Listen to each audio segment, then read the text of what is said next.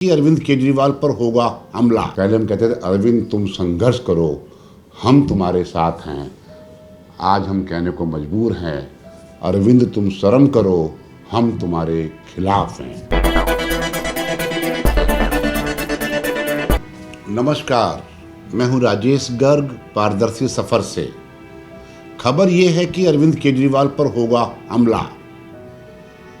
चुनाव कैंपेन के दौरान, इन चुनाव से पहले कभी भी अरविंद केजरीवाल पर हमला हो सकता है, जिसके पीछे होगी बीजेपी और बीजेपी के प्रधानमंत्री, मतलब कि देश के प्रधानमंत्री नरेंद्र मोदी। ये मैं नहीं कह रहा हूँ, ये कह रहे हैं आम आदमी पार्टी के नेता संजय सिंह, आम आदमी पार्टी की दूसरी नेता, बड़बोली नेता आतिशी सिंह। हवाला दे रही हैं, मेट्रो स्टेशन पर कुछ पोस्टर लगे हैं, कुछ हैंडबिल छोटे छोटे चिपके हुए हैं, या कुछ जगह हाथ से लिखा हुआ है कि अरविंद केजरीवाल तुम्हें नहीं छोड़ेंगे।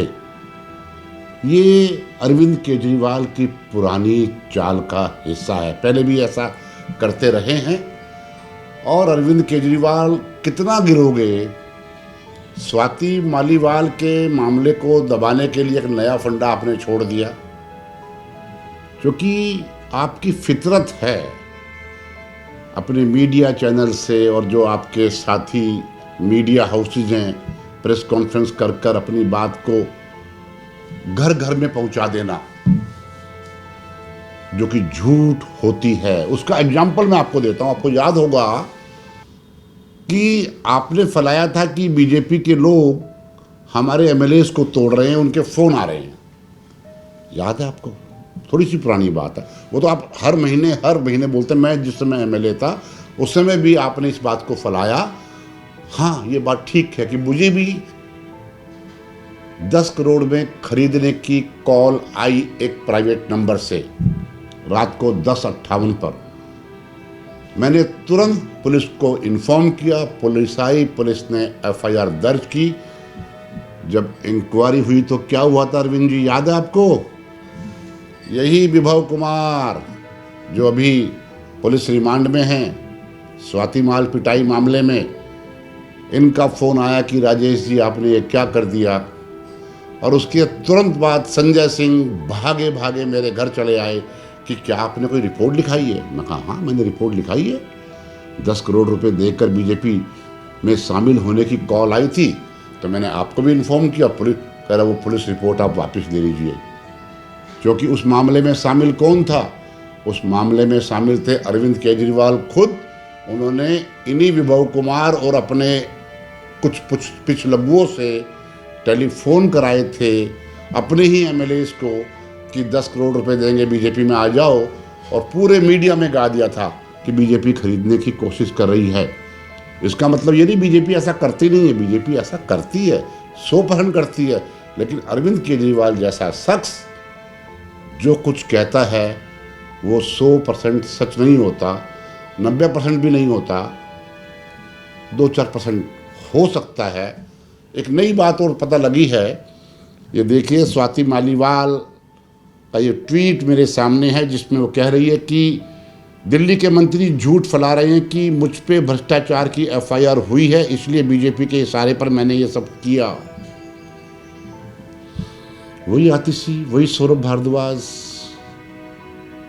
भाई, कल तक आप सिंघम कहते थे, आज वो भ्रष्टाचार में शामिल हो गई। यदि वो भ्रष्टाचार में शामिल थी तो 3 दिन पहले जो अरविंद केजरीवाल उसकी तारीफ कर रहे थे, हमारी लेडी सिंघम, तो इसका मतलब वो झूठ बोल रहे थे या वो भी भ्रष्टाचार में शामिल थे। इनका कहना है कि विभव कुमार के खिलाफ कंप्लेंट देने तक मैं इनके हिसाब से लेडी सिंघम थी और आज बीजेपी एजेंट बन गई हूं। किसी को बदनाम करने का बहुत बढ़िया तरीका है। बीजेपी वाले कहते हैं कि ये कांग्रेस से मिल गया है, जब अपने किसी आदमी को निकालना होता है या उसको डाउन करना होता है। और आम आदमी पार्टी वाले कहते थे, पहले कहते थे कांग्रेस का एजेंट है, अब कांग्रेस से समझौता क्योंकि हो गया तो कहते हैं कि बीजेपी का एजेंट है। और ये अभी देखना 2-3-4 दिन बाद ये राघव चड्ढा को भी यही बोलने वाले हैं कि वो भी बीजेपी का एजेंट है। उसकी जो पत्नी है परिणीति चोपड़ा, उसकी जो बहन है प्रियंका चोपड़ा, उसके बीजेपी में लिंक है, वगैरह वगैरह। मतलब किसी भी स्तर तक गिर सकते हैं आम आदमी पार्टी के केजरीवाल और उनकी टीम के सदस्य। उसने आगे लिखा है, झूठ ज़्यादा देर तक टिक नहीं पाता, पर सत्ता के नशे में किसी को नीचा दिखाने के जुनून में, ये कहना है स्वाति मालीवाल का, कहीं ऐसा ना हो जाए कि जब सच सामने आए तो अपने परिवारों से भी नजरें ना मिला पाओ।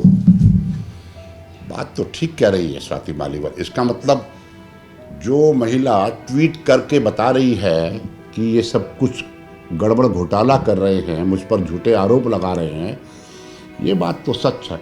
लेकिन अरविंद केजरीवाल तो कमाल का खिलाड़ी है।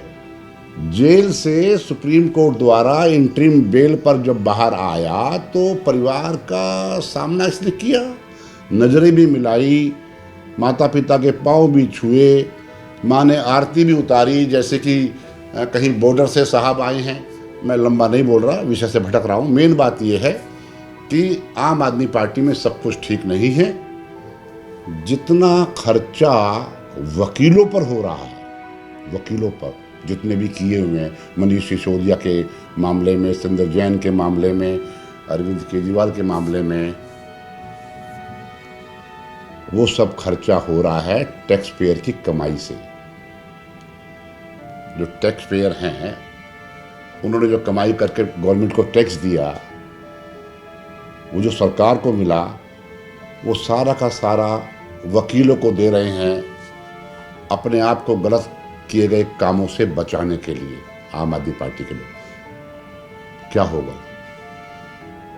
ज़्यादा अच्छा होगा कि घोटाला तो 10 करोड़ रुपए का है और वकीलों को दे दिए 12 करोड़ रुपए। उससे अच्छा तो ये है, माननीय अदालत से कहना चाहूँगा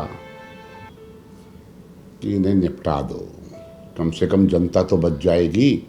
आज बुजुर्गों की पेंशन नहीं आ रही है, आज विधवाओं की पेंशन नहीं आ रही है, आज स्कूलों में बच्चों को यूनिफॉर्म नहीं मिल रही है। क्या होगा इस आम आदमी पार्टी का, दिल्ली सरकार का? ये तो वक्त बताएगा, लेकिन हालात अच्छे नहीं हैं। अरविंद, पहले हम कहते थे अरविंद तुम संघर्ष करो, हम तुम्हारे साथ हैं। आज हम कहने को मजबूर हैं, अरविंद तुम शर्म करो, हम तुम्हारे खिलाफ हैं। क्या बोला मैंने? अरविंद तुम शर्म करो, हम तुम्हारे खिलाफ हैं। आपका बहुत बहुत धन्यवाद। धन्यवाद। जय हिंद, जय फौजी।